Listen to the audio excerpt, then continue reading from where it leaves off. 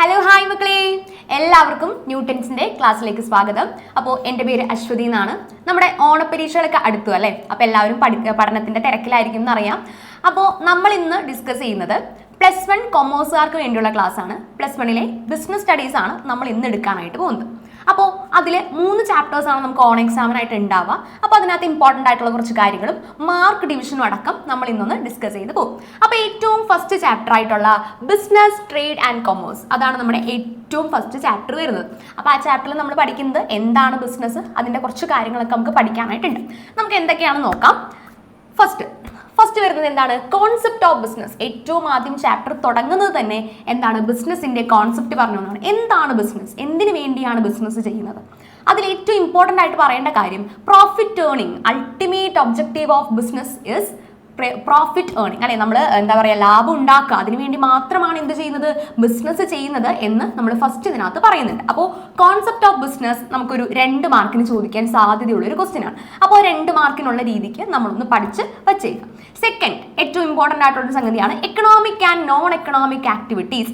അപ്പോൾ ബിസിനസ് ഒരു എക്കണോമിക് ആക്ടിവിറ്റിയാണ്. കാരണം എന്താണ്? നമ്മൾ profit earning, something in return, എന്തെങ്കിലും തിരിച്ച് പ്രതീക്ഷിച്ചുകൊണ്ട് നമ്മൾ ചെയ്യുന്നതിനെയാണ് നമ്മൾ എക്കണോമിക് ആക്ടിവിറ്റീസ്, സാമ്പത്തിക പ്രവർത്തനങ്ങൾ എന്ന് വിളിക്കുന്നത്. അപ്പൊ നോൺ എക്കണോമിക് സ്വാഭാവികമായിട്ടും എന്താണ്? നമ്മൾ അത്തരം കാര്യങ്ങളൊന്നും അല്ല ഉദ്ദേശിക്കുന്നത്. നമ്മളൊരു സെൽഫ് സാറ്റിസ്ഫാക്ഷൻ, സ്നേഹത്തിന്റെ പുറത്ത് ചെയ്തു കൊടുക്കുന്ന കുറച്ച് കാര്യങ്ങളാണ് നോൺ എക്കണോമിക് ആക്ടിവിറ്റീസ്. അതിന്റെ എക്സാമ്പിൾ അടക്കം പഠിക്കണം. എക്സാമ്പിൾ പറയുമ്പോൾ എന്താ?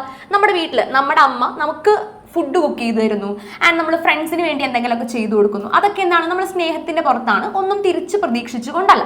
അങ്ങനെയുള്ളവയാണ് എന്ത് വിളിക്കുന്നത്? നോൺ എക്കണോമിക് ആക്ടിവിറ്റീസ് എന്ന് വിളിക്കുന്നത്. അപ്പോൾ എക്കണോമിക് ആൻഡ് നോൺ എക്കണോമിക് ആക്ടിവിറ്റീസും നമുക്കൊരു 2 മാർക്കിന് പ്രതീക്ഷിക്കാവുന്ന ക്വസ്റ്റ്യൻ ആണ്. അടുത്തതാണ് ടൈപ്സ് ഓഫ് എക്കണോമിക് ആക്ടിവിറ്റീസ്. അപ്പോൾ എക്കണോമിക് പറഞ്ഞു, അതായത് നമ്മളിപ്പോൾ പൈസ ഏൺ ചെയ്യാനായിട്ട് കുറച്ച് കാര്യങ്ങൾ ചെയ്യുന്നുണ്ട്, അതാണ് എക്കണോമിക് ആക്ടിവിറ്റി എന്ന് പറഞ്ഞു. അപ്പോൾ ഏതൊക്കെയാണ്? ടൈപ്സ് ഉണ്ട്. 3 ടൈപ്പ് എക്കണോമിക് ആക്ടിവിറ്റിയാണ് നമുക്കുള്ളത്. അതിൽ ഫസ്റ്റ് വൺ ആണ് എന്ത്? ബിസിനസ്. ഫസ്റ്റ് വൺ ആണ് ബിസിനസ്, അത് ഓൾറെഡി നമ്മളിവിടെ പറയുന്നുണ്ട് ഏറ്റവും ആദ്യം തന്നെ. Second one is profession. Second one is profession and third one is employment. വളരെ ഇമ്പോർട്ടൻ്റ് ആയിട്ടുള്ള ഒരു 3 ടോപ്പിക്സ് ആണ്. ബിസിനസ് എന്താണ്, പ്രൊഫഷൻ എന്താണ്, എംപ്ലോയ്മെന്റ് എന്താണ് എന്നുള്ളത്. അതിന്റെ ഒരു ക്ലാസിഫിക്കേഷൻ ബോക്സ് ഒക്കെ നമുക്ക് പഠിക്കാനായിട്ടുണ്ട്. വളരെ ഇമ്പോർട്ടൻ്റ് ആണ്. ഒരു 5 മാർക്ക് വരെ നമുക്ക് എക്സാമിന് പ്രതീക്ഷിക്കാവുന്ന ഒരു ക്വസ്റ്റ്യൻ ആണ്. എന്താണ്? ബിസിനസ്, പ്രൊഫഷൻ, എംപ്ലോയ്മെന്റ് ക്ലാസിഫൈ ചെയ്ത് പറയൂ എന്നൊക്കെ നമുക്ക് ചോദിക്കാം. പിന്നെ ഇതിൽ ഇമ്പോർട്ടൻ്റ് ആയിട്ടുള്ള ഒരു സംഗതിയാണ്, ബിസിനസ്സിന് നമുക്ക് കിട്ടുന്നത് എന്താണ്? പ്രോഫിറ്റ് ആണ്. പ്രൊഫഷനിൽ നമുക്ക് കിട്ടുന്നത് ഫീ. നമ്മൾ തിരിച്ച് വാങ്ങിക്കുന്ന നമുക്ക് ഇങ്ങോട്ട് കിട്ടുന്ന ഇൻകത്തിന്റെ പേര് അവിടെ എന്താണ്? ഫീസ് എന്നാണ് നമുക്ക് പറയാം. ആൻഡ് എംപ്ലോയ്മെന്റിൽ സാലറി ഓർ വേജസ്. ആ ഒരു 3 കാര്യത്തെ പറ്റി നല്ലൊരു ധാരണ എല്ലാവരും ഉണ്ടാക്കി വെക്കാം. ഓക്കെ, നമ്മൾ നെക്സ്റ്റ് നോക്കുമ്പോൾ ഇതിനകത്ത് തന്നെ പഠിക്കാനുള്ളതാണ് profession, business, employment comparison box നമ്മളിപ്പോൾ പറഞ്ഞല്ലേ. ഓക്കെ, ഇനി അടുത്തതാണ് classification of business activities. Business ആക്ടിവിറ്റീസിനെ എത്ര രീതിയിൽ തരം തിരിച്ചിരിക്കുന്നു, അപ്പോൾ അതിന് വലിയൊരു ഫ്ലോ ചാർട്ട് നമുക്ക് പഠിക്കാനായിട്ടുണ്ട്. നമുക്ക് നോക്കാം. ഫസ്റ്റ് പ്രൈമറി ഇൻഡസ്ട്രീസ് എന്നാണ് അതിന്റെ ഫസ്റ്റ് ഡിവിഷൻ അല്ലേ. അപ്പോൾ ബിസിനസ് ആക്ടിവിറ്റീസിന്റെ ഫസ്റ്റ് ഡിവിഷൻ ആണ് എന്ത്? Primary industries. Primary industry. അപ്പോൾ ഇതിൽ മെയിൻ ആയിട്ട് ചോദിക്കുന്ന ഒരു ക്വസ്റ്റ്യൻ എന്താണെന്ന് വെച്ചാൽ, ഇതുപോലെ കുറച്ച് എക്സാമ്പിൾസ് അങ്ങ് തരും, എന്നിട്ട് അത് ഏത് ഇൻഡസ്ട്രിയാണ് എന്ന് തരംതിരിക്കാം. അല്ലെങ്കിൽ ഒരു എക്സാമ്പിൾ തന്നിട്ട് അത് ഏത് ഇൻഡസ്ട്രിയാണെന്ന് നിങ്ങളോട് ഐഡന്റിഫൈ ചെയ്യാൻ പറയും. അപ്പോൾ കൃത്യമായിട്ട് അത് അറിഞ്ഞിരുന്നാലേ നമുക്ക് ചെയ്യാനായിട്ട് പറ്റുള്ളൂ അല്ലേ. സോ പ്രൈമറി ഇൻഡസ്ട്രീസിൽ ഫസ്റ്റ് ഡിവിഷൻ എന്താണ്? Extractive industries. അതിന്റെ പേരിൽ നിന്ന് തന്നെ നമുക്ക് അറിയാം അല്ലെ, എന്തോ എക്സ്ട്രാക്ട് ചെയ്തെടുത്തുകൊണ്ടാണ് ആ ഇൻഡസ്ട്രി, ആ വ്യവസായം മുന്നോട്ട് പോകുന്നത്.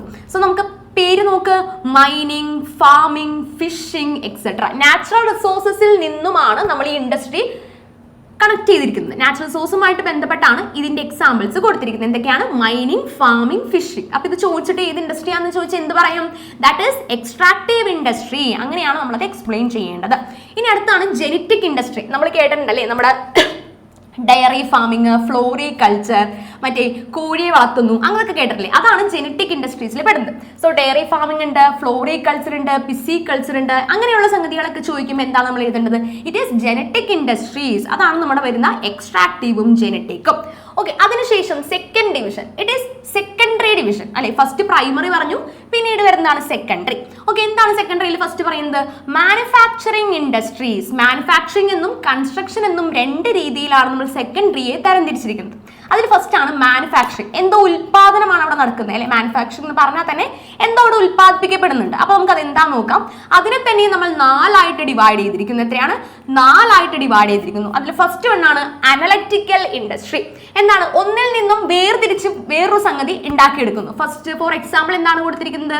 Oil refinery. ഏതാണ്? അനലിറ്റിക്കൽ ഇൻഡസ്ട്രിക്ക് നമ്മൾ എക്സാമ്പിൾ കൊടുത്തിരിക്കുന്നത് it is oil refinery.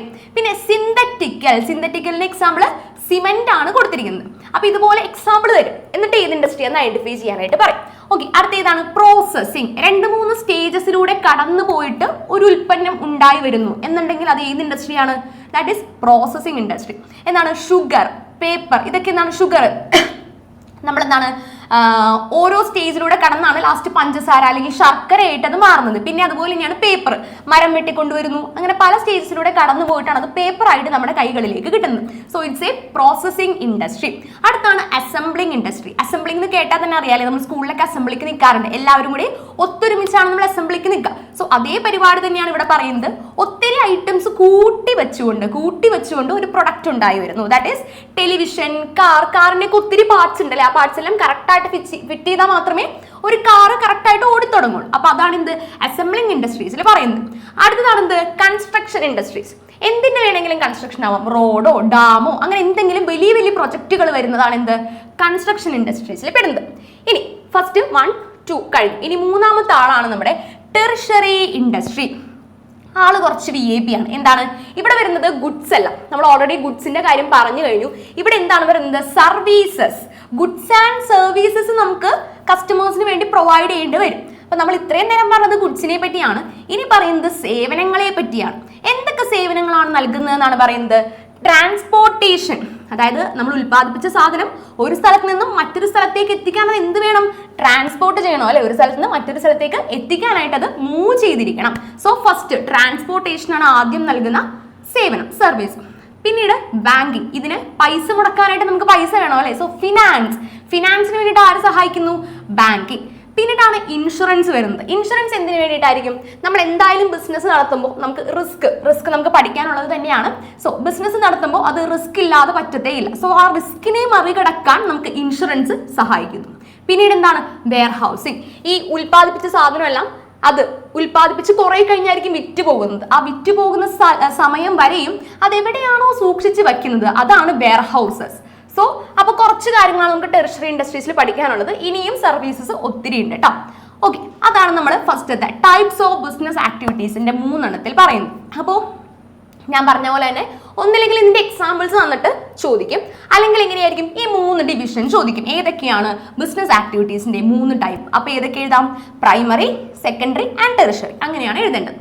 Okay, അടുത്താണ് കൊമേഴ്സ്. നമുക്ക് ഇതിനകത്ത് പഠിക്കാനുള്ളതിൽ കൊമേഴ്സിനെ 2 രീതിയിലാണ് നമ്മൾ ഡിവൈഡ് ചെയ്തിരിക്കുന്നത്. കൊമേഴ്സ് ഇസ് ഈക്വൽ ടു ഒരു ഇക്വേഷൻ ആയിട്ട് പഠിക്കാനുണ്ട് അല്ലെ. Commerce is equal to trade plus auxiliaries to trade അല്ലെ. നമ്മൾ ഓൾറെഡി പഠിച്ചിട്ടുള്ള ഇക്വേഷൻ ആണ് trade plus auxiliaries to trade. ഇതൊരു 1 മാർക്കിൽ ചോദിക്കാനുള്ള ഒരു മസ്റ്റ് ക്വസ്റ്റ്യൻ ആണ് മക്കളെ. എന്താണ്? കൊമേഴ്സ് ഈസ് ഈക്വൽ ടു ഏതെങ്കിലും ഒരെണ്ണം ബ്ലാങ്ക് ആക്കി തരും, എന്നിട്ട് ചോദിക്കും ഏതാണെന്ന് ഫില്ല് ചെയ്യാൻ പറയും. അപ്പൊ ഏതാണ്? Trade plus auxiliaries to trade. മറ്റൊരു പേരും കൂടി ഉണ്ട്, എയ്ഡ്സ് ടു ട്രേഡ്. രണ്ടും ഒന്ന് തന്നെയാണ് കേട്ടോ. ഓക്സിലറി എന്ന് പറഞ്ഞാലും എയ്ഡ്സ് എന്ന് പറഞ്ഞാലും രണ്ടും ഒന്ന് തന്നെയാണ് എന്ന് ആലോചിച്ച് വെക്കും. ഓക്കെ, നമുക്ക് അടുത്തയിലേക്ക് നോക്കുമ്പോൾ നമുക്ക് കടക്കുമ്പോൾ ഏതൊക്കെയാണ്? ഹിൻഡ്രൻസിനെ പറ്റിയും റെമഡീസിനെ പറ്റിയും ചോദിക്കാറുണ്ട്. ഇതും അത്യാവശ്യം ഇമ്പോർട്ടൻ്റ് ആയിട്ടുള്ളൊരു സംഗതി തന്നെയാണ്. എന്താണ്? 6 എണ്ണമാണ് ഇതിനകത്ത് നോക്കാനുള്ളത്. ഫസ്റ്റത്തെ ഇതാണ് ഹിൻഡ്രൻസ് ഓഫ് പേഴ്സൺ. ആ ഒരു തടസ്സം, അതിനെ മറികടക്കാനുള്ള നമ്മുടെ കയ്യിലുള്ള സൊല്യൂഷൻ ഏതാണ്? ട്രേഡ്, കച്ചവടം. ഓക്കെ, അടുത്ത ഏതാണ്? പ്ലേസ്. ഹിൻഡ്രൻസ് ഓഫ് പ്ലേസ് എന്ന് പറയുന്ന തടസ്സത്തെ മറികടക്കാനുള്ള നമ്മുടെ കയ്യിലുള്ള സൊല്യൂഷൻ ഏതാണ്? ട്രാൻസ്പോർട്ടേഷൻ അല്ലെ. നമുക്ക് ദൂരം ഉണ്ടല്ലേ, ഇത്രയും സ്ഥലങ്ങൾ തമ്മിലുള്ള വ്യത്യാസമുണ്ട്. അപ്പൊ ട്രാൻസ്പോർട്ടേഷൻ നോക്കിയാൽ അവിടെ നിന്നുള്ള സാധനം ഇവിടെ വരെ എത്തുന്നു. സോ പ്ലേസ് എന്ന് പറയുന്ന ഒരു ഹിൻഡ്രൻസിനെയാണ് നമ്മൾ ട്രാൻസ്പോർട്ടേഷൻ വഴി എന്താണ് മറികടക്കുന്നത്. അടുത്ത എന്താണ്? ടൈം. സമയത്തിന്റെ കാര്യം നമ്മൾ പറഞ്ഞല്ലേ. പ്രൊഡ്യൂസ് ചെയ്യുന്ന ടൈമും അത് കൺസംഷൻ നടത്തുന്ന ടൈമും വേറെയാണ്. സോ ടൈം എന്ന് പറയുന്ന ഹിൻഡ്രൻസിന് വരുന്നതാണ് ആര്? Warehousing. പിന്നീട് റിസ്കിന് ആരാണ്? ഇൻഷുറൻസ് ഉണ്ട്. നോളജ്, നമ്മളിപ്പോ ഈ പ്രൊഡക്റ്റ് ഉൽപ്പാദിപ്പിച്ച് വെച്ചിട്ടുണ്ട്, അത് കുറച്ച് പേര് അറിയണോ അല്ലെ. അപ്പൊ അവരിലേക്ക് എത്തിക്കാൻ വേണ്ടിയിട്ടാണ് എന്ത്? അഡ്വർടൈസിങ്. നമ്മൾ ടിവികളിലൊക്കെ ഒത്തിരി അഡ്വർടൈസ്മെന്റ്സ് കാണുന്നവരാണ്. സോ നോളജ്, പരസ്യം നൽകാൻ അറിവുണ്ടാക്കാൻ വേണ്ടിയാണ് നമ്മൾ അഡ്വർടൈസിങ് ചെയ്യുന്നത്. അടുത്താണ് ഫിനാൻസ്. നമ്മളിപ്പോൾ പറഞ്ഞല്ലേ ഫിനാൻസ്. ആ ഒരു ഹിൻഡ്രൻസിനെ മറികടക്കാനാണ് ആര് വരുന്നത്? ബാങ്കിങ് അല്ലെങ്കിൽ ബാങ്കുകൾ പ്രവർത്തിക്കുന്നത്. സോ ഇതൊക്കെയാണ് നമ്മുടെ ഹിൻഡ്രൻസ് ആൻഡ് റെമഡീസ്. ഇമ്പോർട്ടൻ്റ് ആയിട്ടുള്ള ടോപ്പിക് ആണ് ഇത്. ഇനി അടുത്തത് ഇതിനകത്ത് ട്രേഡിനെ എത്ര രീതിയിൽ തരം തിരിച്ചിരിക്കുന്നു എന്നാണ് അല്ലേ. 2 ടൈപ്പ് ട്രേഡ് ആണ് നമുക്ക് പഠിക്കാനുള്ളത്. ചാപ്റ്ററിൽ മെയിൻ ആയിട്ട് 2 എണ്ണമാണ് പഠിക്കാനുള്ളത്. ഏതൊക്കെയാണ്? Internal or external trade. ഏതാണ് മക്കളെ? ഇന്റേണൽ ട്രേഡ് എന്നും എക്സ്റ്റേണൽ ട്രേഡ് എന്നും 2 രീതിയിലാണ് ട്രേഡിനെ തരംതിരിച്ചിരിക്കുന്നത്. ആ ഇന്റേണലിൽ തന്നെ 2 രീതിക്കുണ്ട്. ഇന്റേണൽ എന്ന് പറയുമ്പോൾ എന്താണ്? നമ്മുടെ രാജ്യത്ത് തന്നെയുള്ള ട്രേഡ് അല്ലെ, നമ്മുടെ രാജ്യത്തിന്റെ ഉള്ളിൽ തന്നെയുള്ള ട്രേഡിനെയാണ് നമ്മൾ ഇന്റേണൽ ട്രേഡ് എന്ന് പറയുന്നത്. അതിൽ 2 ഡിവിഷൻ ഏതാ? Wholesale trade and retail trade. Wholesale trade എന്ന് പറയുമ്പോൾ മൊത്തം ബൾക്കായിട്ട് സാധനങ്ങൾ വാങ്ങിച്ചിട്ട് നമ്മൾ വിൽക്കുന്നു, അതിനെയാണ് നമ്മൾ എന്ത് പറയുന്നത്? ഹോൾസെയിൽ ട്രേഡ് എന്ന് പറയുന്നത്. റീറ്റെയിൽ ട്രേഡ് ആകുമ്പോൾ എന്താ? അത്രയും ബൾക്ക് ഓഫ് ഐറ്റംസ് ഇല്ല, കുറച്ച് സാധനങ്ങൾ മാത്രമേ നമ്മൾ കടയിൽ സൂക്ഷിക്കുന്നുള്ളൂ, എന്നിട്ട് ആവശ്യക്കാർ വരുമ്പോൾ അവർക്ക് വിറ്റഴിക്കുകയാണ് ചെയ്യുന്നത്. ഓക്കെ, അതാണ് ഹോൾസെയിലും റീറ്റെയിലും. ഇനി ഏതാണ് എക്സ്റ്റേണൽ ട്രേഡ്? എക്സ്റ്റേണൽ ട്രേഡിൽ ചോദിക്കാൻ സാധ്യതയുള്ള ഒന്നാണ് ഇമ്പോർട്ടും എക്സ്പോർട്ടും. ഇമ്പോർട്ട് ട്രേഡ് എന്താണ്, എക്സ്പോർട്ട് ട്രേഡ് എന്താണ് എന്ന് ചോദിക്കാൻ സാധ്യതയുണ്ട്. കുറെ പേർക്കും തിരിഞ്ഞു പോകുന്ന ഒരു പോയിന്റ് ആണ്. അപ്പോൾ ഇമ്പോർട്ട് എന്ന് പറയുമ്പോൾ ഇറക്കുമതി. അപ്പൊ ഇമ്പോർട്ടിനും ഈ സൗണ്ട് ആണ്, ഇറക്കുമതിക്കും ഈ സൗണ്ട് ആണ്. ആ ഒരു പോയിന്റ് വെച്ചിട്ട് ഓർത്തിരിക്കാതെ, അതൊരു ട്രിക്കാണ്. എന്താണ് മക്കളെ? ഇമ്പോർട്ട് ഫോർ ഇറക്കുമതി. ഇങ്ങോട്ടേക്ക്, നമ്മുടെ രാജ്യത്ത് ഇങ്ങോട്ടേക്ക് ഇറക്കുമതി ചെയ്യുന്നു, വേറൊരു രാജ്യത്ത് നിന്നും ഇങ്ങോട്ടേക്ക് ഇറക്കുമതി ചെയ്യുന്നതാണ് എന്ത്? Import trade. അപ്പൊ എക്സ്പോർട്ട് ട്രേഡ് എന്തായിരിക്കും? കയറ്റുമതി. ഇവിടെ നിന്നും വേറൊരു രാജ്യത്തേക്ക് കയറ്റുമതി ചെയ്യുന്നു. അടുത്ത ഏതാണ്? ഓൺട്രപ്രോട്ട് ട്രേഡ്. ഓൺട്രപ്രോട്ട് ട്രേഡ് എന്ന് പറയുമ്പോൾ ഇത് രണ്ടിന്റെയും ഒരു മിക്സ്ചർ പോലെ പറയാം. അതായത് നമ്മൾ ഇമ്പോർട്ട് ചെയ്യുന്നു, പക്ഷെ നമുക്ക് ഉപയോഗിക്കാൻ വേണ്ടിയിട്ടല്ല, വേറൊരു രാജ്യത്തിന് കയറ്റി അയക്കാൻ വേണ്ടിയിട്ട് നമ്മൾ ഇമ്പോർട്ട് ചെയ്യുന്നു. So importing for the purpose of export, അതിനെയാണ് നമ്മൾ ഓൺട്രപ്രോട്ട് ട്രേഡ് എന്ന് വിളിക്കുന്നത്. സോ ട്രേഡ് 2 ടൈപ്പ് ആണ് എന്ന് പഠിച്ച് വച്ചേക്കാം. അടുത്തതാണ് നമ്മുടെ ഓക്സിലറീസ് ടു ട്രേഡ്. നമ്മൾ നേരത്തെ പറഞ്ഞല്ലേ, trade is equal to commerce is equal to trade plus aids to trade എന്ന് പറഞ്ഞു. ആ എയ്ഡ്സ് ടു ട്രേഡ് ആണ് ഈ കിടക്കുന്നവ. 6ഉം വളരെ ഇമ്പോർട്ടൻ്റ് ആയിട്ടുള്ള ആൾക്കാരാണ്. അപ്പോൾ എന്താണ്? Explain any 3 auxiliaries to trade എന്ന് പറഞ്ഞാൽ എന്ത് എഴുതണം? ഈ തന്നിരിക്കുന്ന 6 എണ്ണത്തിൽ നിങ്ങൾക്ക് ഇഷ്ടമുള്ള 3 എണ്ണം എഴുതാം. അപ്പോൾ എക്സാമിന് അങ്ങനെയാണ് എഴുതേണ്ടത്. ഇപ്പം 3 മാർക്കിനാണ് ചോദിക്കുന്നതെങ്കിൽ 3 പോയിന്റ് എഴുതാം. അപ്പോൾ മാർക്ക് അനുസരിച്ച് വേണം ആൻസർ ചെയ്ത് പോകാനായിട്ട്. ഏതൊക്കെയാണ്? Communication, transportation, banking, insurance, warehousing and advertising. 6 എണ്ണമാണ് നമ്മൾ എയ്ഡ്സ് ടു ട്രേഡിൽ പഠിക്കുന്നത്. ഓക്കെ, അടുത്തത് വരുന്നത് മൾട്ടിപ്പിൾ ഒബ്ജക്റ്റീവ്സ് ഓഫ് ബിസിനസ്. ബിസിനസിന്റെ ഉദ്ദേശം പ്രോഫിറ്റ് ഉണ്ടാക്കൽ മാത്രമല്ല, വേറെ എന്തൊക്കെയോ ഉദ്ദേശങ്ങൾ ആർക്കുണ്ട്? ബിസിനസ്സിനുണ്ട്. എന്താണ്? കസ്റ്റമേഴ്സിനെ സാറ്റിസ്ഫൈ ചെയ്യിക്കുക, നമ്മുടെ എക്കണോമിക് ഗ്രോത്ത് ഉണ്ടാക്കുക, അങ്ങനെ കുറച്ചധികം മൾട്ടിപ്പിൾ ഒബ്ജക്റ്റീവ്സ് ആർക്കുണ്ട്? ബിസിനസ്സിന് ഉണ്ട്. അത് ഏതൊക്കെയാണെന്ന് പഠിച്ച് വയ്ക്കണം. അടുത്തത് നമ്മൾ പറഞ്ഞല്ലേ, ബിസിനസ് നടത്തുന്നത് എപ്പോഴും റിസ്ക് ഉള്ള പരിപാടി തന്നെയാണ്. അപ്പൊ അതാണ് പറയുന്നത് ബിസിനസ് റിസ്ക്. ബിസിനസ് റിസ്ക് 2 ടൈപ്പിൽ നമുക്ക് ഡിവൈഡ് ചെയ്യാം. സ്പെക്കുലേറ്റീവ് റിസ്ക് എന്നും പ്യുവർ റിസ്ക് എന്നും 2 ടൈപ്പ് റിസ്ക് ആണുള്ളത്. സ്പെക്കുലേറ്റീവ് എന്ന് പറയുമ്പോൾ നമ്മൾ പ്രതീക്ഷിക്കാതെ വരുന്നതാണ്, പ്രതീക്ഷിക്കാതെ പെട്ടെന്ന് കയറി വരുന്നതാണ്. അതിനകത്ത് നഷ്ടമോ ലാഭമോ ഉണ്ടാകാം. എന്താണ്? നഷ്ടമോ ലാഭമോ ഉണ്ടാകാം. പക്ഷെ പ്യുവർ റിസ്ക് എന്ന് പറഞ്ഞാൽ നഷ്ടം മാത്രമേ ഉണ്ടാവുള്ളൂ, നമ്മൾ നോക്കേ വേണ്ട, ഫുള്ള് നഷ്ടമായിരിക്കും നമുക്ക് ഉണ്ടാവുക. അതാണ് പ്യുവർ റിസ്ക് എന്ന് പറയുന്നത്. ഇനി കോസസ്. ബിസിനസ് റിസ്ക് എന്തൊക്കെ കാരണങ്ങൾ മൂലം ഉണ്ടാവാം എന്നാണ് ചോദിക്കുന്നത്. ഏതൊക്കെയാണ്? Natural causes, human causes, economic causes and other causes. ഇവിടെ വരാൻ സാധ്യതയുള്ളൊരു ക്വസ്റ്റ്യൻ എന്താണെന്ന് വെച്ചാൽ, ഒരു കോസ് തരും, അല്ലെങ്കിൽ 2-3-4 കോസസ് അടുപ്പിച്ച് തരും, എന്നിട്ട് ഇതിൽ ഓഡ് വൺ ഔട്ട് ചെയ്താണ് എന്ന് ചോദിക്കും. ഇപ്പോൾ ഫോർ എക്സാമ്പിൾ നാച്ചുറൽ കോസ് ആണെന്ന് തന്നിട്ടുണ്ടാവും. Flood is a natural cause അല്ലേ. എന്താണ്? പ്രകൃതി ദുരന്തമാണ് ഫ്ലഡ്, ഇപ്പോൾ പ്രളയം വരുന്നത്. എന്നിട്ട് 2-3 ഹ്യൂമൻ കോസസ് കൂടി കൊടുത്തിട്ടുണ്ടാവും. എന്താണ്? ഇപ്പോൾ മാനേജ്മെന്റ് ഇൻഎഫിഷ്യൻസി, അല്ലെങ്കിൽ ലോക്ക് ഡൗൺ, സ്ട്രൈക്ക് എന്ന് പറഞ്ഞ് 3-4 ഹ്യൂമൻ കോസസും ഒരു നാച്ചുറൽ കോസും കൂടി ഒന്നിച്ച് തരും. എന്നിട്ട് അതിൽ ഓഡ് വൺ ഔട്ട് ചെയ്താണ് എന്ന് ഐഡന്റിഫൈ ചെയ്യാനായിട്ട് പറയും. അപ്പൊ അതിന് നമുക്ക് അറിഞ്ഞിരിക്കണം അല്ലെ, ഓരോന്നിന്റെയും എക്സാമ്പിൾ അടക്കം ടെക്സ്റ്റിലുണ്ട്. അപ്പൊ എല്ലാവരും എക്സാമ്പിൾ അടക്കം തന്നെ നാച്ചുറൽ കോസസ് ഏതൊക്കെയാണ്, ഹ്യൂമൻ ഏതാണ്, എക്കണോമിക് ഏതാണ്, ഇതിലൊന്നും പെടാത്ത അതർ കോസസ് ഏതൊക്കെയാണ് എന്നുള്ളത് കറക്റ്റ് ആയിട്ട് നോക്കി വച്ചേക്കാം. ഇത് ചോദിക്കാൻ സാധ്യതയുള്ളൊരു മേഖലയാണ് കോസസ്. ഓക്കെ, ഈ ചാപ്റ്റർ അവസാനിക്കുന്നത് starting A business basic factors. ഇപ്പൊ നമുക്ക് ബിസിനസ് തുടങ്ങണമെങ്കിൽ എന്തൊക്കെ കാര്യങ്ങൾ നമ്മൾ ശ്രദ്ധിക്കണം എന്നുള്ളതാണ് നമ്മുടെ ഇതിനകത്ത് പറയുന്നത്. ഇത് എസ്സേക്ക് സാധ്യതയുള്ളൊരു ക്വസ്റ്റ്യൻ ആണ് മക്കളെ. കാരണം 10 പോയിന്റ്സോളം ഉണ്ട്. അപ്പോൾ ഒരു 6 അല്ലെങ്കിൽ 8 പോയിന്റ്സോളം എന്തിന് ചോദിക്കാം? എക്സാമിന് ചോദിക്കാൻ സാധ്യതയുള്ള ഒരു ക്വസ്റ്റ്യൻ ആണ്. Starting A business basic factors. ഏറ്റവും ആദ്യത്തെ എന്താ? Selection of line of business. എന്ത് ബിസിനസ് തുടങ്ങണം, എന്താണ് നമ്മുടെ ഐഡിയ എന്നുള്ളതാണ് ഫസ്റ്റത്തെ കൺസേൺ. ഫസ്റ്റത്തെ പോയിന്റ് എന്താണ്? Selection of line of business. അതിനുശേഷം സൈസ് ഓഫ് ബിസിനസ്. എന്താണ്, നമ്മൾ ചെറിയ രീതിയിലാണോ വലിയ രീതിയിലാണോ ഉദ്ദേശിക്കുന്നത് എന്നുള്ളതാണ് രണ്ടാമത്തെ. അതിന്റെ വലിപ്പം എത്രത്തോളം ഉണ്ട് എന്നുള്ളതാണ് രണ്ടാമത് പറയുന്നത്. ഇനി മൂന്നാമത്തെയാണ് choice of form of ownership. എന്താണ്, നമ്മൾ ഒറ്റയ്ക്ക് തുടങ്ങിയാൽ മതിയോ, അല്ലെങ്കിൽ 2-3 പാർട്ട്നേഴ്സ് ഒക്കെ വേണം, എങ്ങനെയാണ് നമ്മൾ ഇതിന്റെ ഓണർഷിപ്പ് നിശ്ചയിക്കാൻ പോകുന്നത് എന്നുള്ളതാണ് മൂന്നാമത്തെ കാര്യം. അടുത്തതാണ് ഏറ്റവും പ്രധാനപ്പെട്ടത് ലൊക്കേഷൻ ഓഫ് ബിസിനസ് എന്റർപ്രൈസ്. ഇത് എവിടെ തുടങ്ങും, സ്ഥലം എവിടെയാണ് ഇതിന്റെ എന്നുള്ളതാണ് അടുത്ത കാര്യം. ഇനി ഫിനാൻസ്, ഇതിനാരും പൈസ മുടക്കുന്നു.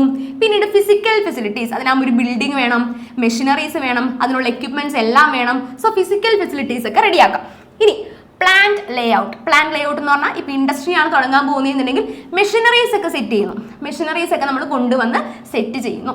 അതിനുശേഷമാണ് കോമ്പീറ്റന്റ് വർക്ക് ഫോഴ്സ്. മെഷീനറീസ് മാത്രം മതിയോ? ഇല്ല, അതിൽ പണിയെടുക്കാനായിട്ട് വളരെ ഊർജ്ജസ്വലരായിട്ടുള്ള പണിക്കാരും നമുക്ക് ആവശ്യമാണ് അല്ലേ. സോ കോമ്പീറ്റന്റ് വർക്ക് ഫോഴ്സിനെ കൊണ്ടുവരുന്നു.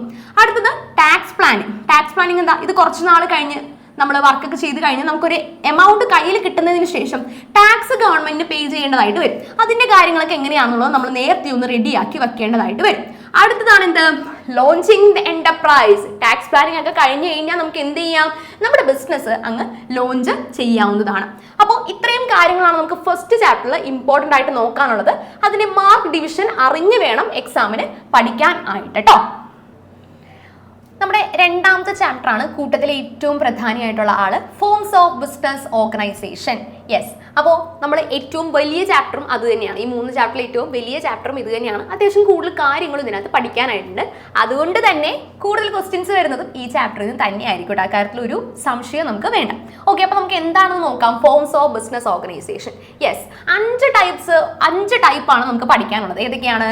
Soul proprietorship, joint Hindu family business, cooperative society, partnership and joint stock company. 5 എണ്ണമാണ് നമുക്ക് ബിസിനസ് ഓർഗനൈസേഷൻ പഠിക്കാനുള്ളത്. അതായത് 5 രീതിയിൽ നമുക്ക് ബിസിനസ് സ്റ്റാർട്ട് ചെയ്യാനായിട്ട് പറ്റും. ഏറ്റവും ആദ്യത്തെ ആളാണ് ആര്? Soul proprietorship. സോൾ പ്രൊപ്രൈറ്റർഷിപ്പ് എന്താണെന്ന് നോക്കുമ്പോൾ എന്താണ് സോൾ പ്രൊപ്രൈറ്റർഷിപ്പിൽ പറയുന്നത്? മെയിൻ ആയിട്ടും ഒരൊറ്റ ആള് ഒറ്റയ്ക്ക് നടത്തുന്ന ഒരു ബിസിനസ് അല്ലേ. സോ അയാൾ മാത്രമേ അതിന്റെ ഓണർ ആയിട്ട് ഉണ്ടാവുള്ളൂ. എല്ലാ പ്രോഫിറ്റും പുള്ളിക്ക് തന്നെ എടുത്ത് വീട്ടിൽ കൊണ്ടുപോവുകയും ചെയ്യാം. പുള്ളി മാത്രമാണ് അതിന്റെ സോൾ റിസ്ക് ബെയറർ അല്ലെ. എന്ത് പ്രശ്നം ഉണ്ടായാലും പുള്ളി തന്നെയാണ് അത് വഹിക്കേണ്ടത്. ആ ഒരു സെറ്റപ്പാണ് ഇവിടെ സോൾ പ്രൊപ്രൈറ്റർഷിപ്പിൽ വരുന്നത്. സോ എന്താണ് സോൾ പ്രൊപ്രൈറ്റർഷിപ്പ് എന്ന് നമുക്ക് 1 മാർക്കിൽ ഒരു ക്വസ്റ്റ്യൻ പ്രതീക്ഷിക്കാവുന്നതാണ്. അതുകൂടാതെ അതിനകത്ത് ഏറ്റവും ഇമ്പോർട്ടന്റ് ആയിട്ട് പഠിക്കാനുള്ളതാണ് ഇവരുടെ ലയബിലിറ്റി. അതാണ് ഞാനിവിടെ പിങ്ക് കളറിൽ കൊടുത്തിരിക്കുന്നത്. It's unlimited liability. ഇവരുടെ ബാധ്യത എന്ന് പറയുന്നത് എന്താ? ലിമിറ്റുകളില്ല, പരിധികളില്ലാതെ പോകും ഇവരുടെ ബാധ്യത. കാരണം എന്താ? അവർ ഒറ്റയ്ക്കാണ് നടത്തുന്നത് അല്ലേ. അപ്പോൾ ബാധ്യത ഷെയർ ചെയ്യാനൊന്നും വേറെ ആരുമില്ല. അതുകൊണ്ട് തന്നെ അൺലിമിറ്റഡ് ലയബിലിറ്റി ആയിരിക്കും നമ്മുടെ സോൾ പ്രൊപ്രൈറ്റർഷിപ്പിന് വരുന്നത്. ഈ ലയബിലിറ്റീസിനെ പറ്റി പ്രത്യേകം ഈ എക്സാമിന് ചോദിക്കാനായിട്ട് എപ്പോഴും അത് കണ്ടുവരാറുണ്ട്. കാരണം എന്താ? കൂടുതൽ ലയബിലിറ്റി ഫോക്കസ് ചെയ്ത് ക്വസ്റ്റ്യൻസ് ചോദിക്കാറുണ്ട്. ലിമിറ്റഡ് ആണോ അൺലിമിറ്റഡ് ആണോ? അപ്പോൾ നമുക്ക് അതിനെപ്പറ്റി നല്ലൊരു വ്യക്തത ഉണ്ടായിരിക്കണം. എന്താണ് അൺലിമിറ്റഡ് ലയബിലിറ്റി? പിന്നെ അതിന്റെ ഫീച്ചേഴ്സ്, മെറിറ്റ്സ്, ലിമിറ്റേഷൻസ് എല്ലാം പഠിക്കാനുള്ളതാണ്. പ്രത്യേകിച്ചും ഫീച്ചേഴ്സ് ആണ് സോൾ പ്രൊപ്രൈറ്റർഷിപ്പിന്റെ ഇമ്പോർട്ടന്റ് കേട്ടോ. ഫീച്ചേഴ്സ് എന്തൊക്കെ കാര്യങ്ങൾ? ഒരു ഓർഗനൈസേഷന്റെ ഫീച്ചേഴ്സ് പഠിച്ചാൽ തന്നെ നമുക്ക് മെറിറ്റ്സും ലിമിറ്റേഷൻസും എഴുതാവുന്നതേ ഉള്ളൂ. കാരണം ഫീച്ചേഴ്സ് പറയുമ്പോൾ ഇത് രണ്ടും ഇൻക്ലൂഡഡ് ആയിരിക്കും. അപ്പോൾ അതിൽ നിന്ന് തന്നെ നമുക്ക് മെറിറ്റ്സും ലിമിറ്റേഷൻസും എടുത്ത് എഴുതാനായിട്ട് എളുപ്പമുണ്ട്. അപ്പോൾ ഫീച്ചേഴ്സ് കൂടുതൽ ഫോക്കസ് ചെയ്ത് എല്ലാവരും പഠിക്കാനായിട്ട് ശ്രമിക്കും. ഓക്കെ, നമ്മുടെ second form of organisation that is joint Hindu family business. അപ്പോൾ നോക്കുമ്പോൾ ഇവിടെ 2 പേര് വന്നിട്ടുണ്ടല്ലേ. എന്താന്ന് പറയുമ്പോൾ ജോയിന്റ് ഹിന്ദു ഫാമിലി ബിസിനസ് എന്താണ്? ഒരു ഫാമിലി മൊത്തത്തിൽ നടത്തുന്ന ബിസിനസ് ആണ് അല്ലെ. നമ്മുടെ പഞ്ചാബി ഹൗസ് സിനിമയിലൊക്കെ കാണുന്ന പോലെ അവർ നടത്തുന്നത് എന്താണ്? ഒരു ജോയിന്റ് ഹിന്ദു ഫാമിലി ബിസിനസ് ആണ്. അതിനൊരു ഹെഡ് ഉണ്ടായിരിക്കും. Eldest member of the family, name is Karta. പുള്ളിയുടെ പേരാണ് എന്ത്? കർത്ത. കർത്ത എന്നും ബാക്കി കൂടെ വർക്ക് ചെയ്യുന്ന, താഴെക്കിടയിൽ വർക്ക് ചെയ്യുന്ന ബാക്കി എല്ലാ മെമ്പേഴ്സിനെയും നമ്മൾ എന്ത് വിളിക്കുന്നു? Co parceners. Very very important. കർത്തയും കോ പാഴ്സണേഴ്സും. കർത്തയുടെ ലയബിലിറ്റി എങ്ങനെയായിരിക്കും? അൺലിമിറ്റഡ് ആയിരിക്കും. ഇതും ഇമ്പോർട്ടന്റ് ആയിട്ടുള്ള ഒരു ക്വസ്റ്റ്യൻ ആണ്. കർത്തയുടെ ലയബിലിറ്റി അൺലിമിറ്റഡ് ആയിട്ടാണ് വരുന്നത്. പക്ഷേ കോ പാഴ്സണേഴ്സിന്റെയോ ഇറ്റ്സ് ലിമിറ്റഡ്. അതാണ് ഇവിടുത്തെ ഡിഫറൻസ്. മാറിപ്പോകരുത്. കുറച്ചൊരു തിരിച്ചെഴുതാനായിട്ട് ശ്രമിക്കും. അങ്ങനെയല്ല, കർത്തയുടേത് അൺലിമിറ്റഡ്, കോ പാർട്ട്നേഴ്സിന് ഇത് ലിമിറ്റഡ്. കോ പാർട്ട്നേഴ്സിന് കർത്തയുടെ അണ്ടറിലാണ് വർക്ക് ചെയ്യുന്നത്. ഇപ്പൊ കർത്ത എന്ത് പറയുന്നു അതാണ് അവർ ചെയ്യേണ്ടത്. കർത്തയാണ് അതിന്റെ മെയിൻ ആയിട്ട് ആളല്ലേ. സോ പുള്ളിക്കാണ് അൺലിമിറ്റഡ് ലയബിലിറ്റി വരുന്നത്. ഇവിടെയും എന്ത് പഠിക്കാനുണ്ട്? Features, merits, limitations. ഏതൊരു ഓർഗനൈസേഷനും മെറിറ്റ്സ് ഉണ്ടെങ്കിൽ അതുപോലെ തന്നെ എന്തുണ്ടാവും? ലിമിറ്റേഷൻസും, അതിന് ഗുണവും ദോഷവും ഉണ്ടായിരിക്കും. അപ്പൊ എങ്ങനെയാണ് അതിന്റെ കാര്യങ്ങൾ? ഫീച്ചേഴ്സ്, മെറിറ്റ്സ്, ലിമിറ്റേഷൻസ് എങ്ങനെയാണെന്നുള്ളത് കൃത്യമായിട്ട് പഠിച്ചിട്ട് പോകണം. അടുത്തത് മൂന്നാമത്തെ ടൈപ്പാണ് കൂട്ടത്തിലെ VIP ആയിട്ടുള്ള ഒരാൾ. It's partnership. പാർട്ട്ണർഷിപ്പിനെ പറ്റി കുറച്ചധികം കാര്യങ്ങൾ നമുക്ക് ടെക്സ്റ്റിൽ പഠിക്കാനായിട്ടുണ്ട്. പാർട്ട്ണർഷിപ്പിനെ പറ്റി പറയുമ്പോൾ എന്താണ്? ഒരാൾ ഒറ്റയ്ക്കായിരുന്നു സോൾ പ്രൊപ്രൈറ്റർഷിപ്പ് അല്ലെ. രണ്ടോ അതിൽ കൂടുതലോ ആൾക്കാർ ഒരു ബിസിനസ് നടത്തുന്നുണ്ടെങ്കിൽ നമുക്ക് അതിന് എന്ത് പറയാം? പാർട്ട്ണർഷിപ്പ്. അവർ പങ്കാളികളായിക്കൊണ്ട് ഒരു ബിസിനസ് നടത്തുന്നു. ഇറ്റ്സ് പാർട്ട്ണർഷിപ്പ് എന്ന് പറയാം അല്ലെ. സോ 1932 പാർട്ട്ണർഷിപ്പ് ആക്ട് പ്രകാരമാണ് ഇവർക്ക് ഇത് നടത്താനായിട്ട് സാധിക്കാം. ചില ഫേംസ് രജിസ്റ്റർ ചെയ്യുന്നുണ്ട്, ചില ഫേംസ് രജിസ്റ്റർ ചെയ്യുന്നില്ല. പാർട്ട്ണർഷിപ്പ് ഫേമിന്റെ രജിസ്ട്രേഷൻ ഇറ്റ്സ് നോട്ട് കമ്പൽസറി ഒന്നും അല്ല. നമുക്ക് ഇഷ്ടമുണ്ടെങ്കിൽ മാത്രം ചെയ്താൽ മതി. ഓക്കെ, ഇവരുടെ ലയബിലിറ്റി എങ്ങനെയാണ്? It's unlimited. എല്ലാ പാർട്ട്നേഴ്സിന്റെയും ഇപ്പോൾ 4 ആണോ 5 ആണോ 6 ആണോ എത്ര പാർട്ട്നേഴ്സ് ഉണ്ടോ അവർക്ക് എല്ലാവർക്കും എന്ത് തന്നെയാണ്? അൺലിമിറ്റഡ് ലയബിലിറ്റിയാണ് വരുന്നത്. അവരുടെ ബാധ്യത പരിധികളില്ലാതെ അങ്ങ് പോയിക്കൊണ്ടിരിക്കും. ഇവിടെയും എന്തുണ്ട്? ഫീച്ചേഴ്സ്, മെറിറ്റ്സ്, ലിമിറ്റേഷൻസ് മൂന്നും പഠിക്കാനായിട്ട് ഉണ്ട്. പിന്നെ ഇനി പാർട്ട്ണർഷിപ്പിൽ പറയുമ്പോഴാണെങ്കിൽ ഏതൊക്കെ ടൈപ്പ് പാർട്ട്നേഴ്സ് ആണ് ഉള്ളത് എന്നാണ് നമുക്ക് അടുത്തത് പഠിക്കാനായിട്ടുള്ളത്. Types of partners. ഇതും വളരെ ഇമ്പോർട്ടൻ്റ് ആയിട്ടുള്ളതാണ് കേട്ടോ. ചിലപ്പോൾ ഏതെങ്കിലുമൊക്കെ ആക്റ്റീവും സ്ലീപ്പിംഗും ഒക്കെ എപ്പോഴും ചോദിക്കാറുള്ള ക്വസ്റ്റ്യൻസ് ആണ്. ആൻഡ് നിങ്ങൾക്ക് തെറ്റിപ്പോകുന്ന ഒരാൾ ഇവിടെ 2 പേര് കിടപ്പുണ്ട്. ഒരാളല്ല 2 പേരാണ് നിങ്ങൾക്ക് അങ്ങോട്ടും ഇങ്ങോട്ടും കൺഫ്യൂഷൻ ആയി പോകാനായിട്ട് സാധ്യതയുള്ളത്. ഞാൻ എന്തൊക്കെയാണെന്ന് പറയാം. ഫസ്റ്റ് എന്താണ്? ആക്റ്റീവ് പാർട്ട്ണർ അല്ലേ. എപ്പോഴും വളരെ ആക്റ്റീവായിട്ട് ഊർജ്ജസ്വലനായിട്ട് നമ്മുടെ ഫേമിൽ വർക്ക് ചെയ്തുകൊണ്ടിരിക്കുന്ന ആളാണോ പുള്ളിയാണ് നമ്മുടെ ആക്റ്റീവ് പാർട്ട്ണർ. സെക്കൻഡ് വൺ എന്താണ്? Sleeping partner. മറ്റൊരു പേരെന്താണ്? Dormant partner. മറ്റൊരു പേരടക്കം പഠിച്ചു വെക്കുക കേട്ടോ. സ്ലീപ്പിംഗ് പാർട്ട്ണർ അല്ലെങ്കിൽ ഡോർമൻ പാർട്ട്ണർ. പുള്ളി എന്താണ്? അത്ര ആക്റ്റീവ് ഒന്നും അല്ല, പുള്ളി കുറച്ച് മടിയനാണ്. അടുത്ത എന്താ? Secret partner. പുള്ളി നമ്മുടെ ഫേമിന്റെ ആളാണ് എന്നുള്ളത് ആർക്കും അറിയില്ല. പുള്ളി ഭയങ്കര സ്വകാര്യമായിട്ടാണ് പുള്ളിയുടെ ഐഡന്റിറ്റി കൊണ്ട് നടക്കുന്നത്. പാർട്ട്ണർ ആണെന്നുള്ള കാര്യം ബാക്കിയുള്ളവർക്കൊന്നും അറിയില്ല. അടുത്തതാണ് നോമിനൽ. മറ്റൊരു പേര് ക്വാസി പാർട്ട്ണർ. നോമിനൽ പാർട്ട്ണർ എന്ന് പറയുമ്പോൾ അദ്ദേഹത്തിന്റെ പേര് പാർട്ട്ണർഷിപ്പിൽ ഉണ്ടായിരിക്കും, പേര് മാത്രമേ കൊടുക്കുള്ളൂ. പുള്ളി ഇതിനകത്തൊന്നും പാർട്ടിസിപ്പേറ്റ് ചെയ്യുന്ന ഒരാളല്ല, പേര് മാത്രം അവിടെ ഉണ്ട്.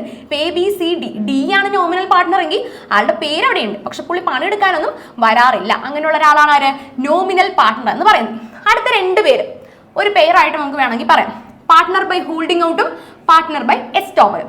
എന്താണെന്ന് നോക്കുമ്പോൾ രണ്ടിന്റെയും ഒരു സാമ്യം ഉണ്ടല്ലേ. പറയുമ്പോൾ രണ്ടിലും പാർട്ട്ണർ ബൈ എന്നാണ് കിടക്കുന്നത്. ഫസ്റ്റ് ഹോൾഡിംഗ് ഔട്ടിനെ പറ്റി പറയുമ്പോൾ, ഇപ്പോൾ ഞാൻ വേറൊരാളെ വിളിച്ച് നിർത്തിക്കൊണ്ട് മറ്റൊരാളോട് പറയുകയാണ് ഇദ്ദേഹം നമ്മുടെ ഫേമിലെ ഒരു പാർട്ട്ണർ ആണ് എന്ന് ഞാൻ പറയുകയും എൻ്റെ കൂടെ നിൽക്കുന്നത് ഞാൻ ആരെയാണോ പറഞ്ഞത് അദ്ദേഹം അത് തള്ളിക്കളയുന്നില്ല, നിഷേധിക്കുന്നുമില്ല. അങ്ങനെയുള്ളൊരു സ്റ്റേജിൽ അദ്ദേഹത്തെ നമുക്ക് എന്ത് പറയാം? ആ ഒരു പാർട്ട്ണറിനെ പാർട്ട്ണർ ബൈ ഹോൾഡിംഗ് ഔട്ട്. ഞാൻ പിടിച്ചു വെക്കുന്നതാണ് അല്ലെ. പുള്ളി സമ്മതിച്ചിട്ടില്ല, പുള്ളി സമ്മതമാണെന്നോ അല്ലെന്നോ പറയുന്നില്ല, പുള്ളി ഒരു അക്ഷരം മിണ്ടുന്നില്ല എങ്കിൽ എന്താണ് അതിനെ പറയുന്നത്?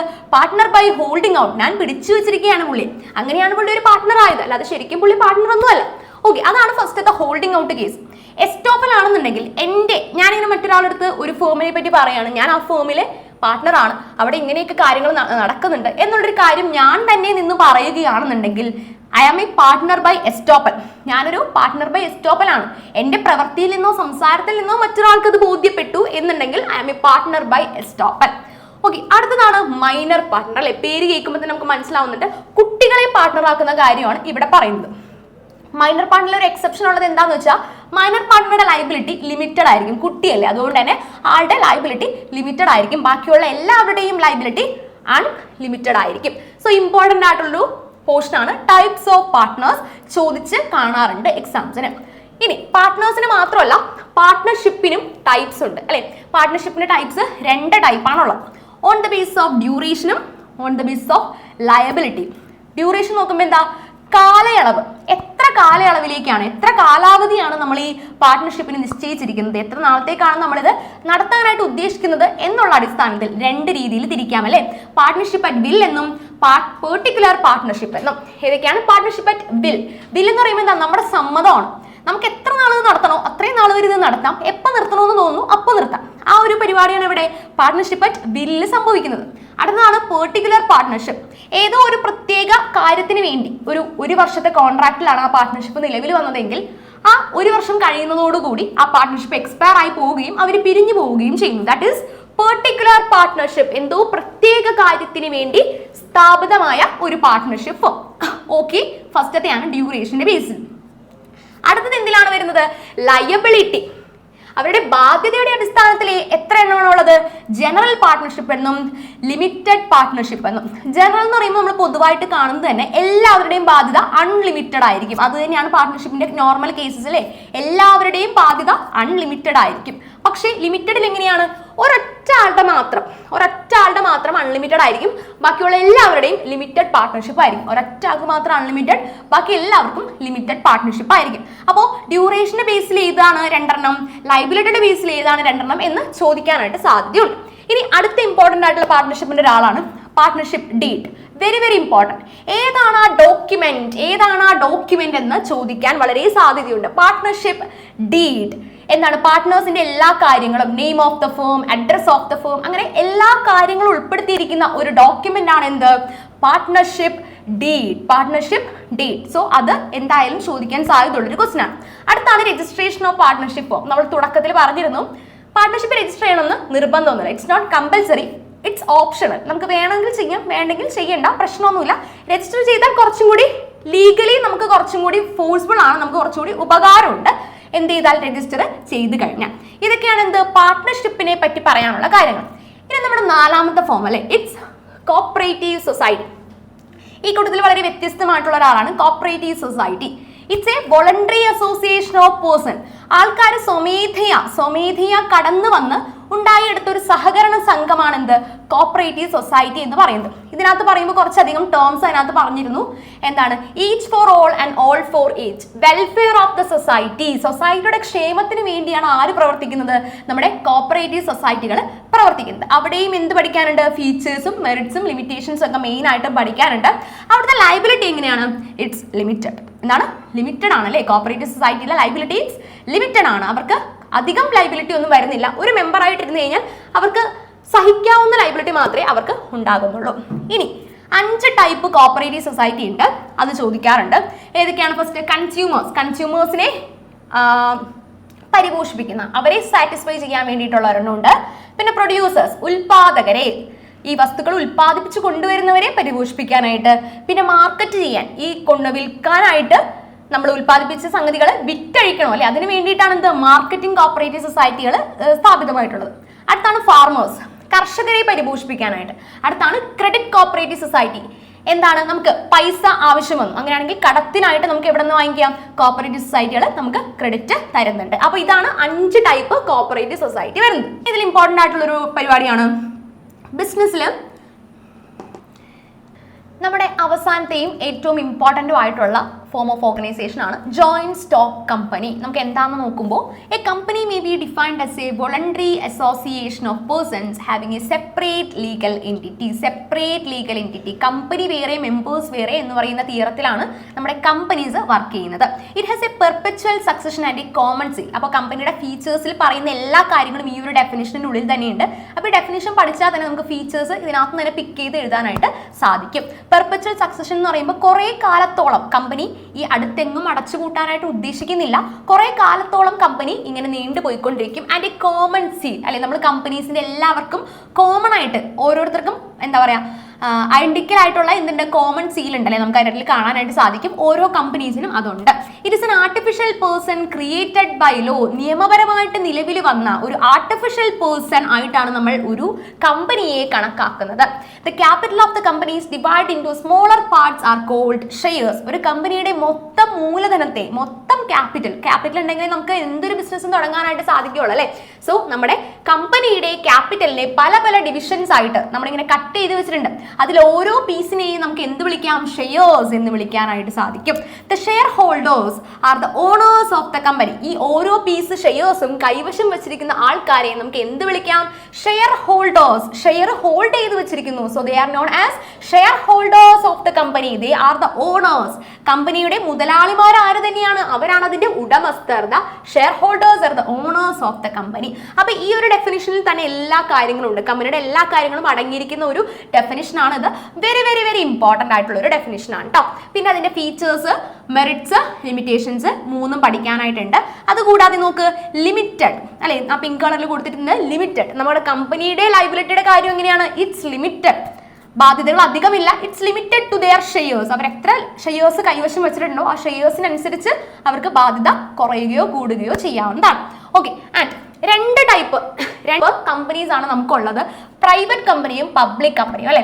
പ്രൈവറ്റ് കമ്പനി എന്ന് പറയുമ്പോൾ എന്താണ്? Private individuals. ഇപ്പൊ ഞാനൊരു കമ്പനി നടത്തുവാണെങ്കിൽ it's a private company. And government നടത്തുന്ന കമ്പനീസിനെയാണ് നമ്മൾ എന്ത് വിളിക്കുന്നത്?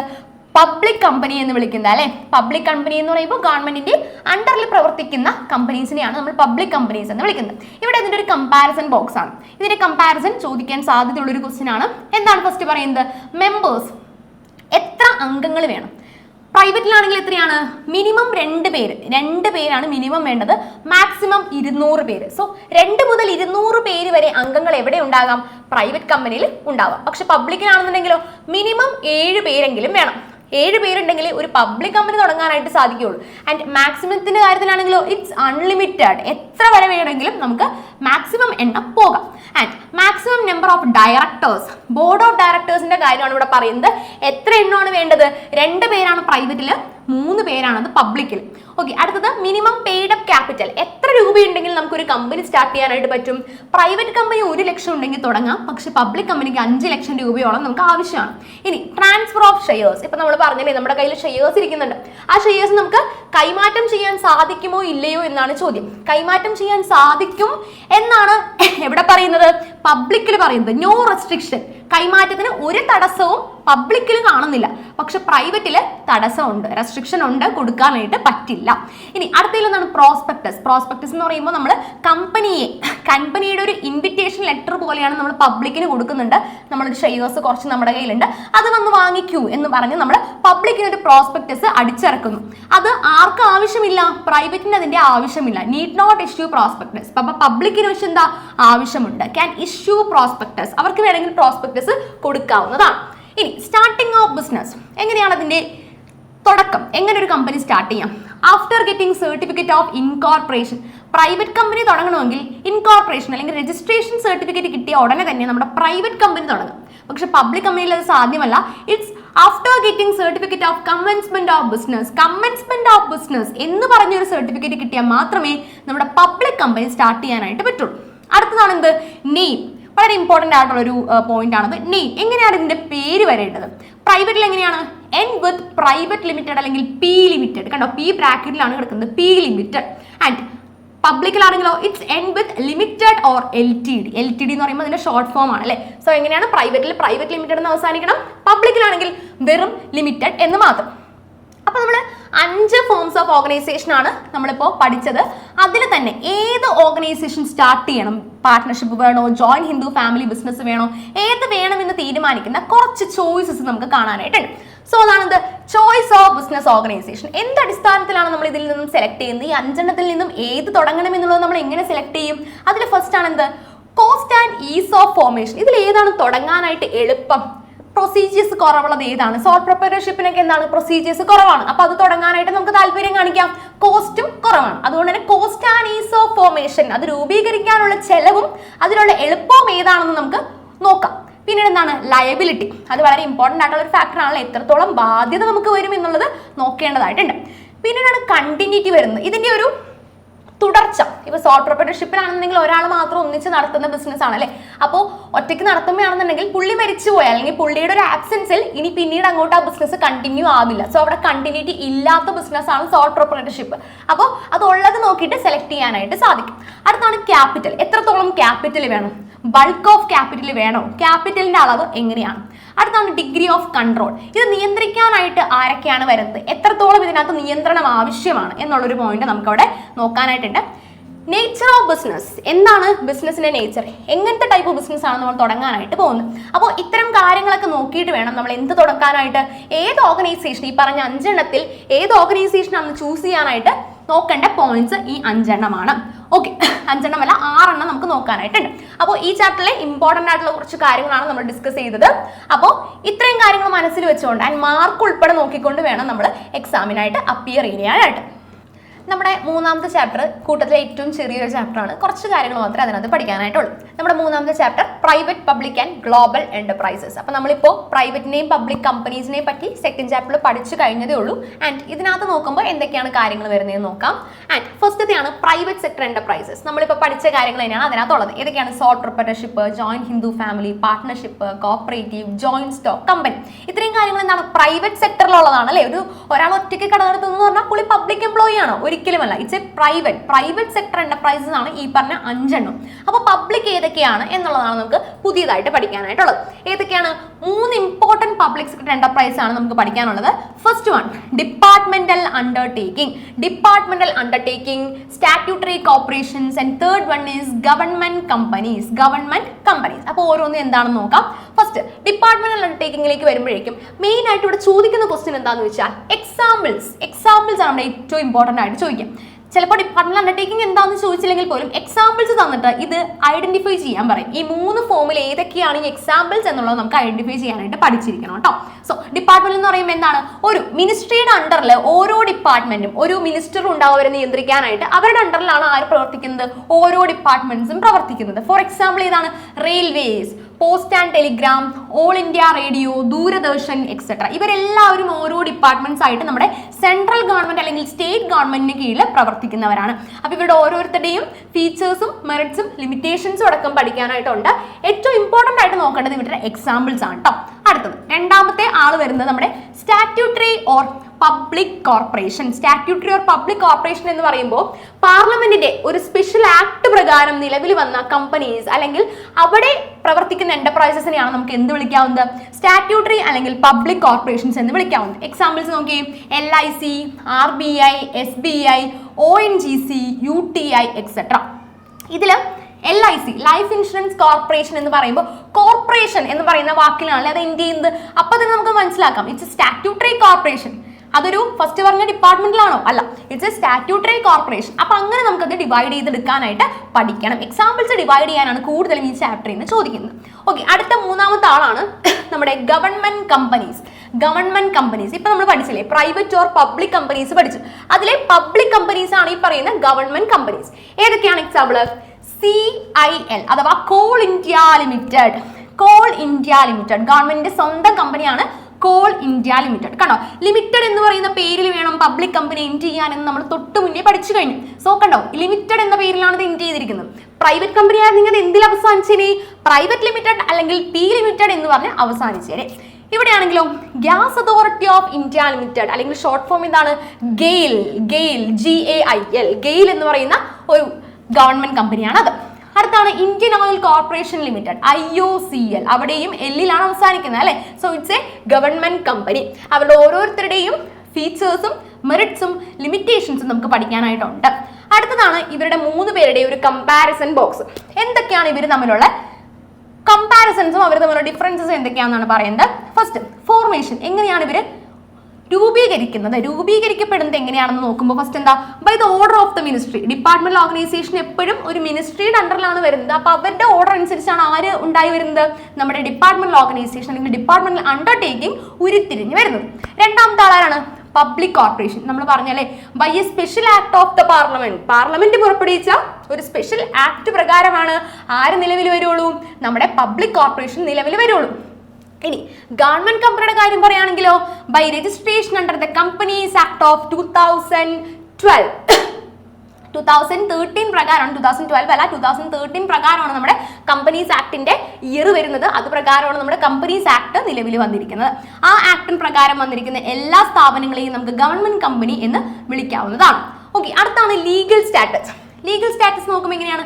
No separate legal entity. നമ്മുടെ ഡിപ്പാർട്ട്മെന്റൽ ഓർഗനൈസേഷന് ഡിപ്പാർട്ട്മെന്റിനെ വിട്ട്, അതായത് മെമ്പേഴ്സ് വേറെ കമ്പനി വേറെ എന്നൊരു കോൺസെപ്റ്റ് നമ്മുടെ ഫസ്റ്റത്തേൽ ഡിപ്പാർട്ട്മെന്റിൽ പറ്റില്ല. അവർക്ക് നോ സെപ്പറേറ്റ് ലീഗൽ എൻറ്റിറ്റി, അവർ ഒന്നിച്ച് തന്നെയാണ് പ്രവർത്തിക്കുന്നത്.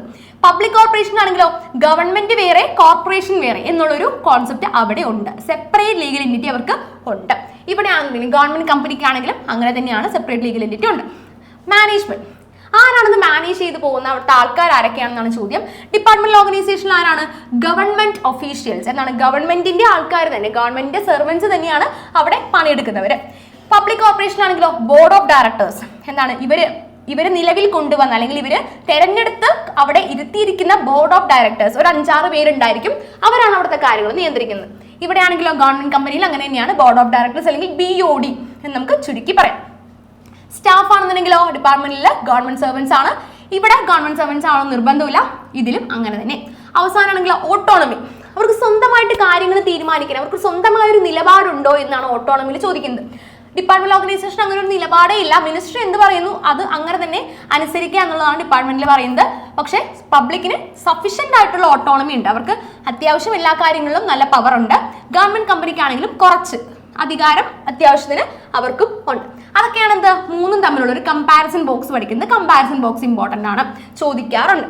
അപ്പോൾ ഒരു കമ്പാരിസൺ ബോക്സിലൂടെ തന്നെ നമുക്ക് എല്ലാ കാര്യങ്ങളും എക്സ്പ്ലെയിൻ ചെയ്യാനായിട്ടും സാധിക്കും. ഓക്കെ, അടുത്തതാണ് role and importance of public sector. ഈ പ്രൈവറ്റ് സെക്ടറും പബ്ലിക് സെക്ടറും ഉള്ളപ്പോൾ എന്താണ് പബ്ലിക് സെക്ടറിന്റെ പ്രാധാന്യം എന്നുള്ള ചോദ്യമാണ് ഇവിടെ ചോദിക്കുന്നത്. ഇതും ഇമ്പോർട്ടന്റ് ആയിട്ടുള്ള ഒരു ക്വസ്റ്റ്യൻ ആണ്. അടുത്താണ് ഡിസ്ഇൻവെസ്റ്റ്മെന്റ്. അതൊരൊറ്റ ടേം ആയിട്ട് ഒരു മാർക്കിന് ചോദിക്കാൻ സാധ്യതയുണ്ട്. അല്ലെങ്കിൽ ആ ഒരു എക്സ്പ്ലനേഷൻ തന്നിട്ട് ഏതാണ് ഈ ടേം എന്നും നമ്മൾ ഒറ്റ മാർക്കിന് ആ ഒരു ടേം മാത്രം എഴുതാനും ചോദിക്കും. എന്താണ് ഡിസ്ഇൻവെസ്റ്റ്മെന്റ്? പബ്ലിക്കിന്റെ ഷെയർസ് പബ്ലിക് പ്രൈവറ്റിന് വിൽക്കുന്നു. പബ്ലിക്കിന്റെ ഷെയർസ് നമ്മൾ പ്രൈവറ്റിന് വിൽക്കുന്ന ആ ഒരു പ്രോസസ്സിനെയാണ് ഡിസ്ഇൻവെസ്റ്റ്മെന്റ് എന്ന് വിളിക്കുന്നത്. അപ്പോൾ ഡിസ്ഇൻവെസ്റ്റ്മെന്റ് ചോദിക്കാൻ വളരെയധികം സാധ്യതയുള്ള ഒരു ക്വസ്റ്റ്യൻ ആണ്. അടുത്താണ് ഗ്ലോബൽ എന്റർപ്രൈസസ്. നമ്മൾ ആഗോളമായിട്ട് നടന്നു പോകുന്ന എല്ലാ സ്ഥലത്തും ബ്രാഞ്ചസ് ഉണ്ടായിരിക്കും. നമ്മുടെ ഗ്ലോബൽ എന്റർപ്രൈസ് അല്ലെങ്കിൽ MNCs, മൾട്ടിനാഷണൽ കമ്പനീസ്. മൾട്ടിനാഷണൽ കമ്പനീസിൽ ചോദിക്കുന്ന മറ്റൊരു ചോദ്യമാണ് അവരുടെ ബ്രാഞ്ചസിന്റെ പേരെന്താന്നുള്ളത്. MOFA അല്ലെങ്കിൽ മെജോറിറ്റി ഓൺഡ് ഫോറിൻ അഫിലിയേറ്റ്സ് എന്നാണ് MNCസിന്റെ ബ്രാഞ്ചുകളെ നമ്മൾ പൊതുവെ വിളിക്കുന്നത്. MOFA അല്ലെങ്കിൽ അത് എക്സ്പാൻഡ് ചെയ്യുമ്പോൾ എന്താണ് മെജോറിറ്റി ഓൺ ഫോറിൻ അഫിലിയേറ്റ്സ് എന്നാണ് വരുന്നത്. അടുത്താണ് ജോയിന്റ് വെഞ്ചേഴ്സ്. ഒന്നോ അതിൽ കൂടുതലോ അല്ലെങ്കിൽ രണ്ടോ അതിൽ കൂടുതലോ ഫേംസ് ഒന്നിച്ചു ചേർന്ന് അവർ ഒന്നായിക്കൊണ്ട് ഇനി പുതിയൊരു ഫേം തുടങ്ങാനായിട്ട് പോവാണ്. ഇനി അവർ ഒന്നിച്ചാണ് പ്രവർത്തിക്കുന്നത് എങ്കിൽ ആ ഒരു സ്ഥാപനത്തെ അല്ലെങ്കിൽ ആ ഒരു പ്രോസസ്സിനെ നമുക്ക് എന്ത് വിളിക്കാം? ജോയിന്റ് വെഞ്ചേഴ്സ് ആണ്. അവർ ഇനി മുതൽ ജോയിന്റ് വെഞ്ചേഴ്സ് ആയിട്ടാണ് പ്രവർത്തിക്കുന്നത് എന്ന് വിളിക്കാനായിട്ട് സാധിക്കും. ഇതും ഒരു മാർക്കിന് ചോദിക്കാനുള്ള സാധ്യത നമുക്ക് നോക്കാം. ഓക്കെ, അപ്പോൾ ഇത്രയും കാര്യങ്ങളാണ് മൂന്നാമത്തെ ചാപ്റ്ററിൽ നമുക്ക് പഠിക്കാനായിട്ടുള്ളത്. അപ്പോൾ ഓരോ ചാപ്റ്ററിലും മാർക്ക് അടിസ്ഥാനത്തിൽ തന്നെ എല്ലാവരും പഠിച്ചു പോവുക. എല്ലാവരും അടിപൊളിയായിട്ട് ഓൺ എക്സാം ഒക്കെ എഴുതി നല്ല മാർക്ക് സ്കോർ ചെയ്യാനായിട്ട് എല്ലാവരും ഉത്സാഹിച്ചിരുന്ന് പഠിക്കുക കേട്ടോ. അപ്പോൾ എല്ലാവർക്കും all the very best and thank you so much.